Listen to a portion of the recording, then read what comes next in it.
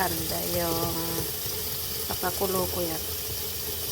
Ko ihanda yung paglagyan ko ng manok. Buong manok yan. Hindi pwedeng hugasan. Ganyan lang yan.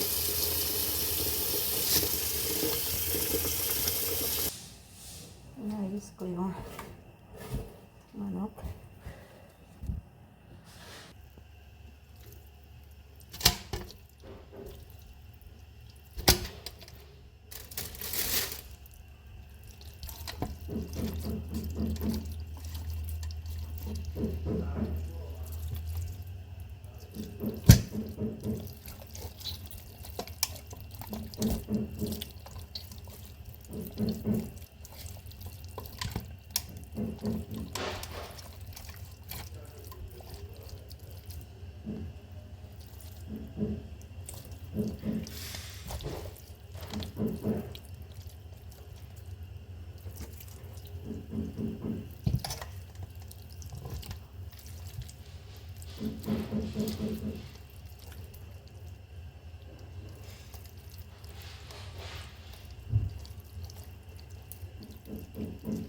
Ayan.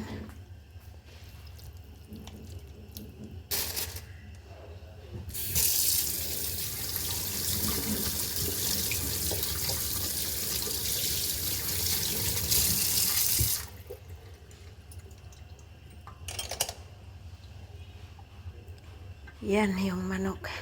Dalawang buong manok yan. Hindi pwedeng hugasan. Ilagay lang. Yan na yung tubig ko. Papakulo ko. Papakulo ko yung tubig ko.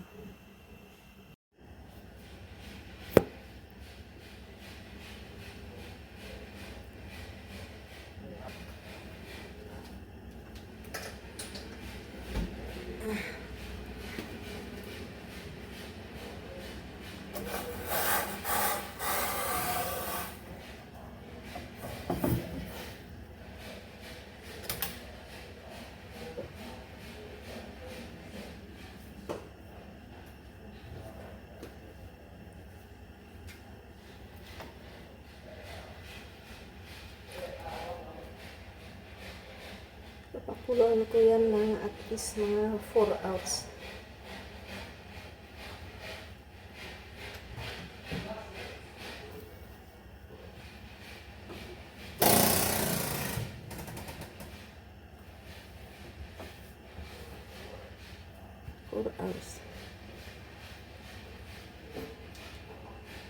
Pag kumulo, ito gagalaw yan.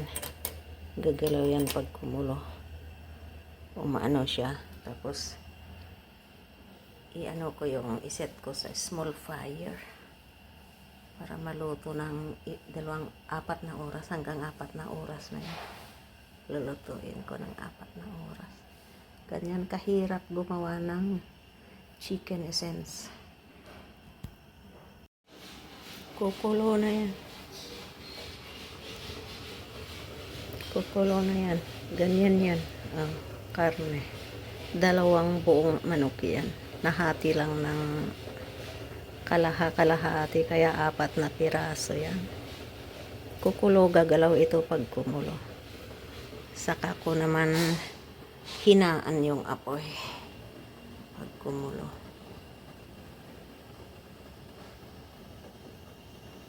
May mga renovation dito kaya maingay. Kukulo na yan. 2 buong manok yan na nahati ng tigda 2 kaya 4 na piraso yan yung manok yan. Pag kumulo, gagalaw na yan. Tapos pag kumukulo na, hihinaan ko lang yung apoy. Kaya dinamihan ko ng tubig hanggang doon para kasi 4 na oras. Pero mamaya, after 2 hours, bubuhatin ko ito. Titingnan ko kung, kasi minsan matutuyuan yan. Yung tubig, matutuyuan. Kaya kailangan dagdagan yung tubig dito sa pinaka ibabaw na pinakalabas ng kaserola. Dagdagan ko ng tubig. Ayan, kumulo na. Ililipat ko doon para hindi masyadong malaki kasi malaki yung apoy dito. madaling maubos. Ay lilipat ko doon. O yan, kumukulo na. Kumukulo na. Ayan na. I lower the heat into low. Talagang low na low. Because I'm going to cook this for at least 4 hours. Depende sa manok kung pumuti na lahat yung laman, yung na-extract na lahat yung juice.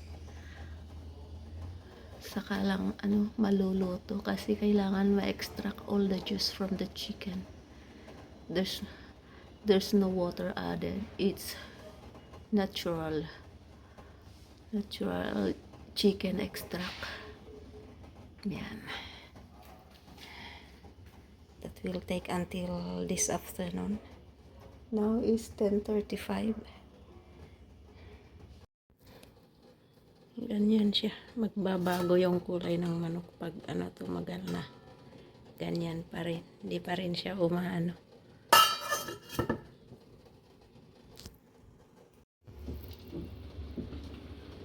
Ito na yung niluluto ko.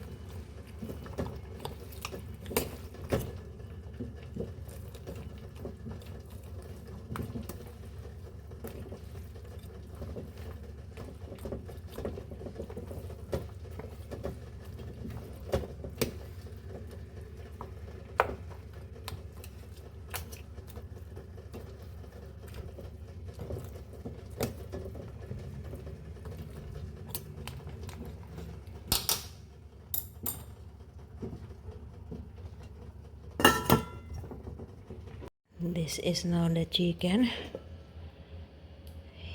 The meat are all dry. And it took me 10:30, 11:30, 12:30, 1:30, 12:30, 6 hours to cook it until this dry. The meat are already all dry. No more juice can extract. Yun na po yung chicken extract. Ayan na siya. Ilalagay ko siya sa rep para may babaw yung manteka. Tapos bukas saka ko ilalagay sa lalagyan. Kasi kailangan patanggalin yung mantika.